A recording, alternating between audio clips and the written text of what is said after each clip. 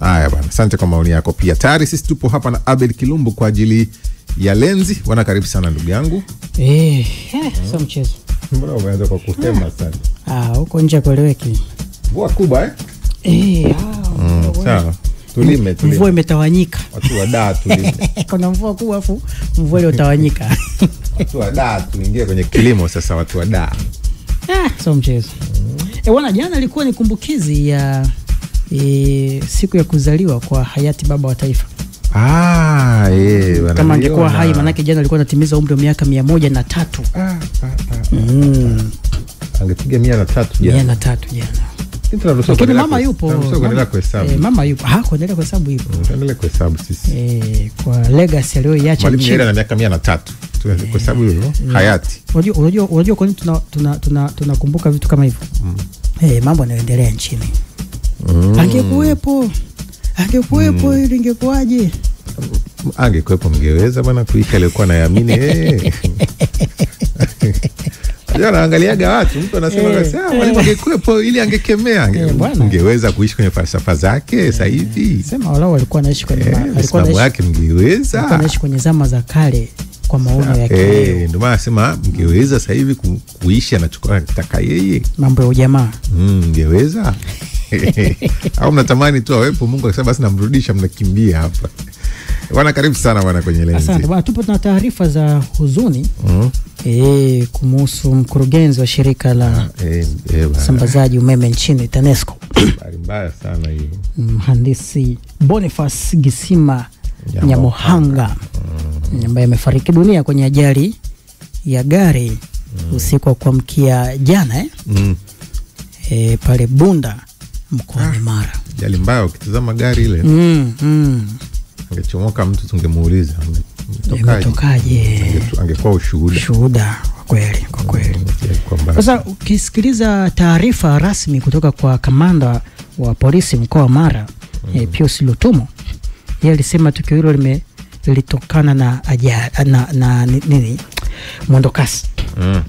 Kama ukifuatilia taarifa yake aliyosema kwamba tukio lilitokea majira saa 8 kuelekea saa 9 za usiku, dereva alipojaribu kumkwepa mwendesha basikeli na kugongana uso kwa uso na lori. Sasa ile ukiangalia picha na kumkwepa mpaka kugongana uso kwa uso, maana yake mwendo kasi moja kwa moja ni chanzo cha ajali hiyo. Saba hiyo. Sasa hili ndilo leo ambao tunamulika kwenye lenzi, hususan tabia ama matukio ya kuzoeleka kuhusu madereva wanaoendesha vyombo vya serikali, madereva magari ya serikali, magari ya taasisi za umma, kusifika kwa kuwa vinara uvunjaji sheria za usalama barabarani na kusababisha ajali ambazo zinaacha maafa makubwa sana. Mtu mmoja jana kanitumia ujumbe kwenye Instagram, madereva wa serikali wana chuo chao, wanafundishwa namna ya kukimbia. Huo wanahisi hawafi. Wewe ukishakutana nao barabarani huko. Kuna mshauri dereva ananiambia wakati mwingine ni bosi ndo anasemaje. Bosi ndo anahamasisha. Tuamshe mimi nachelewa kikao. Ile ngoja nikimbie sehemu fulani mara moja. Nachelewa kikao. Ile neno nikimbie. Huyo mmoja kanisimulia, kaniambia bosi wake anaweza wakawa wapo Dar es Salaam mpaka saa 1 jioni. Wapo tu. Bosi anampigia simu. Oya, dogo. Tunahitajika saa 2 Dodoma asubuhi. Tutatoka saa 4. Saa 2 na kikao muhimu, natakiwa nifungue kikao. Kwa hiyo mfanya lolote wewe tufike. Sasa mimi kufanya lolote ama nikimbie. Lazima nitoke nduki. Sasa hili linatishia maisha. Unajua sio tu masuala ya mwendo kasi kwa madereva hawa wa vyombo wa magari ya serikali ama yale mataasisi ya umma ambayo madereva wake wanakuwa ni waajiriwa rasmi wa serikali. Sio tu swala la mwendo kasi, pia hata nidhamu binafsi za madereva wale. Nao najiona kama vile nao wakurugenzi. Kuna muda wao akasema nachimbia mkoa. Unajua unakumbuka kuna tukio moja lilisambaa sana kwenye mitandao ya kijamii. Ilitokea pale katika nadhani polisi wamemkamata wiki iliyopita tu. Kwa mazingira yangu ya macho ni kama hapa Mlimani City kwa nyumba. Sio hapo. Tusikize kwa taarifa hii ya jeshi la polisi wa mkoa, kamanda wa polisi mkoa wa Dodoma, ambaye alimkamata na kumfungia, kutangaza kumfungia leseni ya dereva kwa miezi mitatu, dereva mmoja wa serikali ambaye alihusika. Basi ngoja nikukumbushe ile, afu tutakuja kuweka mjadala kamili kuhusiana na tabia za madereva kwenye mwendo kasi na madhara ambayo yamewahi kusababisha hususan kwenye ajali zile za barabarani baada ya mwendo kasi wa madereva, na kutokuwa makini kwa kuzingatia sheria za usalama barabarani.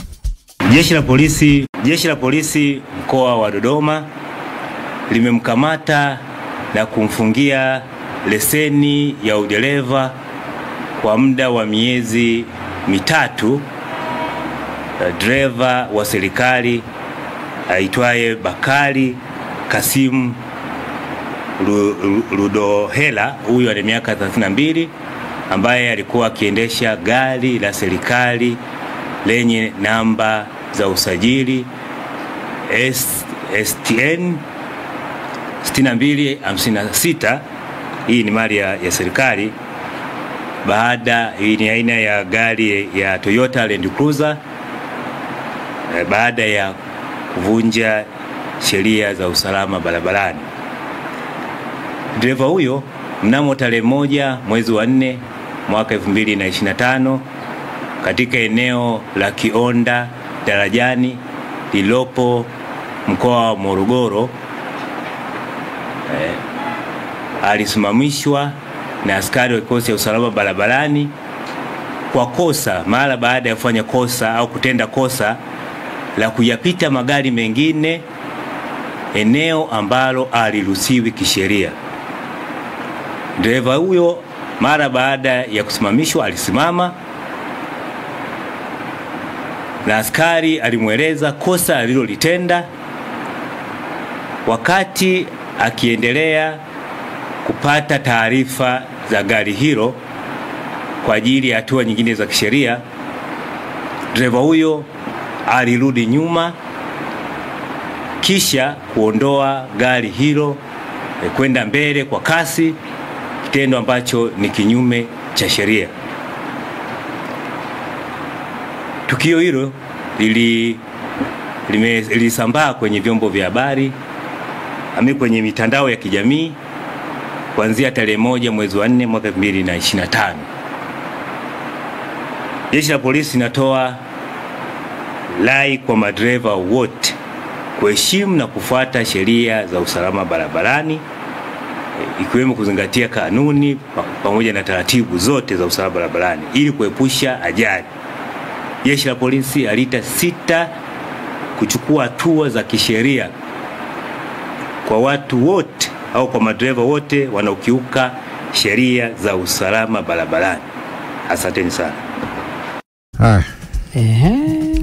Basi mimi nimefananisha, kuna nyingine niliona sasa ile haikuwa alivunja sheria, lakini tu traffic kwa kusimamisha. Ndani ndo mani sita ambayo niliona. Gari fulani ya kifahari. Ile ilikuwa ya serikali. Ilikuwa ni gari fulani. Ilikuwa ya binafsi. Kana simamisha akaondoka zake. Hii ni ya Dodoma kweli. Hii ya Kihonda. Morogoro. Bwana, sasa ni matukio ambayo yanaanza kuonekana kama ya kawaida, yani kama inakuwa sifa kuu ya madereva, wale madereva magari ya serikali. Sasa nikupe takwimu ambazo zimewahi kurekodiwa kuwahusu madereva hawa, hususan ajali ambazo zinasababishwa na madereva magari ya serikali. Ukiangalia kwa mwaka 2024 pekee, katika kipindi cha miezi 6, yani kuanzia mwezi Mei hadi mwezi Novemba mwaka 2024, jumla ya watumishi wa umma 14 walifariki dunia kwenye ajali za barabarani ambazo zilihusisha magari ya serikali, huku chanzo cha ajali hizo zote zikitajwa kuwa ni mwendo kasi na uzembe wa madereva wa magari hayo. Uzembe. Sasa hiyo 14 waliofariki, achana na wale walioachiwa ulemavu wa kudumu. Na nikukutajia ajali hizo sasa. Kumbuka Novemba 3 mwaka 2024 pale Mbeya, magari ambayo yalihusisha ilikuwa ni gari la mdhibiti na gari la ofisi ya mdhibiti na mkaguzi mkuu wa hesabu za serikali CAG, na gari la mfuko wa pensheni kwa watumishi wa umma PSSF, ambavyo ilisababisha watumishi 5 kufariki pamoja na majeruhi 3. Na Oktoba 23 mwaka 2024 pale Misenyi Kagera, gari la ofisi ya wakala wa barabara TANROADS ilipata ajali na kusababisha vifo vya watumishi watatu wa TANROADS. Na chanzo ni kile kile. Hata Oktoba 21 pia pale Njiri, Singida, gari ya Wizara ya Kilimo ilisababisha vifo vya watumishi watano wa wizara hiyo kutokana na ajali ambayo ilisababishwa na mwendo kasi wa dereva wa gari hiyo. Sasa hii ni vitu ambavyo vinaanza kuonekana kama vya kawaida. Yaani kukutana na gari ya serikali wewe uko mwendo wa ngiri, yani ni kawaida hata kama hawai sehemu yoyote. Yani wao kila mwendo wa ngiri. Mwendo wa ngiri. Ngiri akimbia kwa mwendo kasi. Shio shako ngiri kitembea kistaarabu. Kwa hiyo anapita hata kwenye hizi nini sehemu za kasi wanaondoka. Hizi ni ambazo zimerekodiwa. Unajua kuna ajali nyingi ambazo wakipita hizi barabara zetu za mitaani hizi. Wanagonga sana watu. Na inaishia huko jamani nilipita hapa, nilipita. Yes nini sijui. Yes nini. Unajua? Kwa hiyo ni mambo ambayo yamekuwa yakiripotiwa na kusemwa. Yaani wenzetu wao wana guarantee vipi? Mbona unajua sio tu hatari kwa maisha ya watumiaji wengine wa barabara, bali hata kwao. Unajua wote ukiwa na haraka vipi ukikutana na ajali kidogo hiyo safari imeishia hapo. Hata ile kupita kwenye service road wao ndio walikuwa wanaongoza kipindi fulani hapo. Na baadaye wakajitetea kwamba mabosi zetu wanasikiza mimi nachelewa pita hapa. Mimi na shuhuda moja. Nitaelezea nikifika mbele nikikamata. Na kweli sasa hiyo jeuri ndio ilikuwa inafanya madereva takiwa wenyewe kwenye gari tu. Anaamua kupita nakotaka. Najua itapigwa simu moja itaondoka. Na shuhuda moja, siku moja nilikuwa na rafiki yangu mmoja kwenye usafiri. Tulipitwa na ile gari moja ya serikali. Jamaa wangu alikaa pembeni akaniambia, kwa hii speed, huyu afiki hapo, Mwenge hapo afiki. Atoboi. Kweli bwana. Tumesogea mbele kidogo tumeona mzinga umepigwa hapo, mtu yuko zake kakumbatia mti. Sasa nikamwambia, jamaa wewe ni mtabiri sana. Akasema huu sio utabiri. Yaani kuna vitu vingine sio utabiri. Yaani unaona matokeo. Kwamba hiki matokeo yake ni haya. Yaani hujatabiri pale. Hutaji kuwa nabii. Hutaji kuwa shekhe. Sasa Waziri Mkuu Kassim Majaliwa aliwahi kutoa onyo na wito kwa madereva wa serikali kuzingatia sheria na kuwa mfano bora kwa madereva wengine kwenye matumizi ya barabara. Na mara nyingi alikuwa akisisitiza kuhusiana na umuhimu wa kuzingatia swala hili. Sasa wito unatolewa, tunaripoti yale. Mipango ya Mungu ipo, lakini kuna mengine tunaanza sikupanga. Hata Mungu mwenyewe anakaa zake anasema jamani. Mimi sikupanga hii. Tumsikilize kwanza Waziri Mkuu Kassim Majaliwa wakati akitoa wito huo kwa madereva hao wa serikali katika moja kati ya mikutano yao muhimu ya vyama vyao hivi vya madereva wa serikali. Dereva wa serikali bila kupata ajali inawezekana, kazi iendelee. Hii kauli ni halisia na ni kweli, inawezekana kuendesha gari bila kupata ajali kama tu utazingatia mambo yote muhimu yanayokupaswa kuyafuata unapoendesha gari, si tu ya serikali lakini popote unapoendesha gari. Kauli hii kwa upande mwingine inasisitiza utendaji kazi unaozingatia maadili ya taaluma ya madereva wa serikali ambayo yanamtaka kila dereva kuzingatia na kutii sheria za usalama barabarani.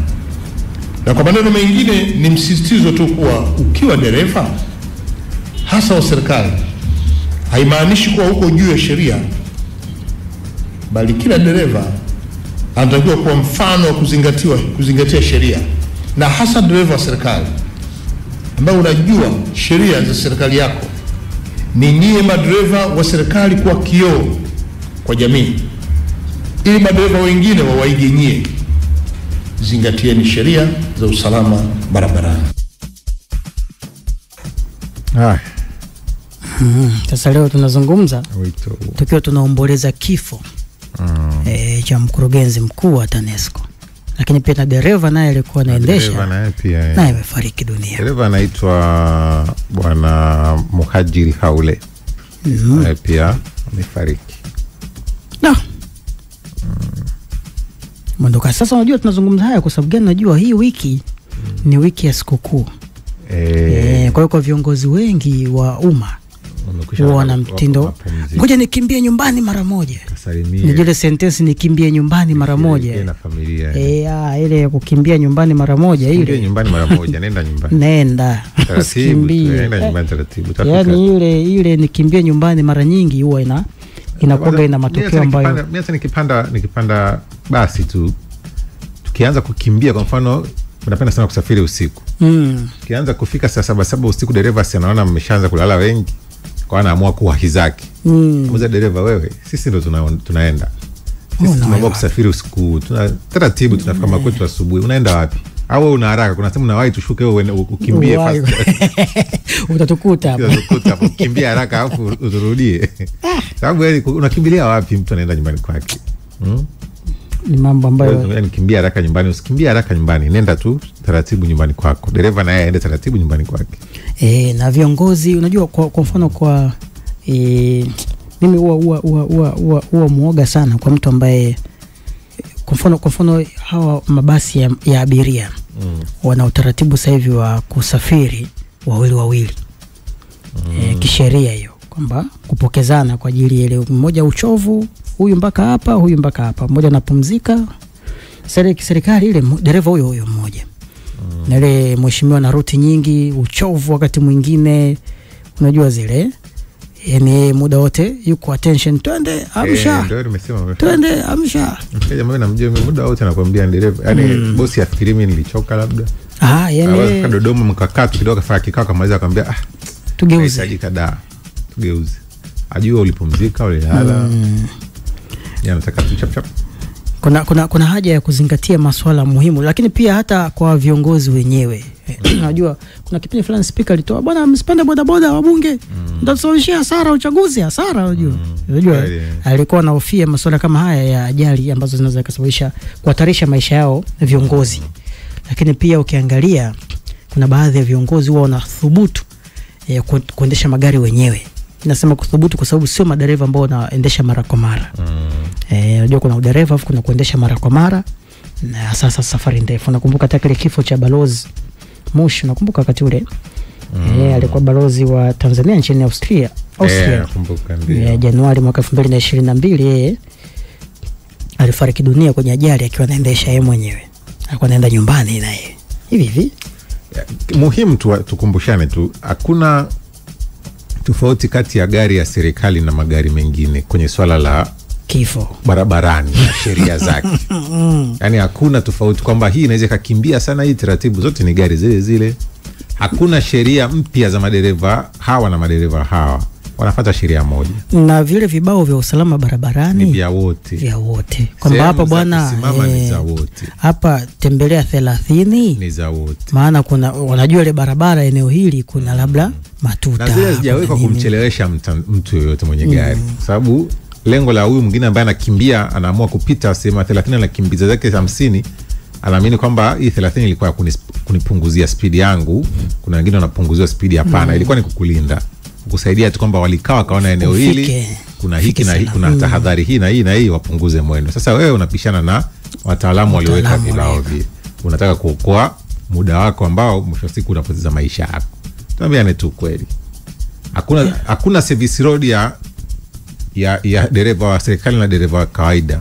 Zote ni service road, au unataka kupita basi.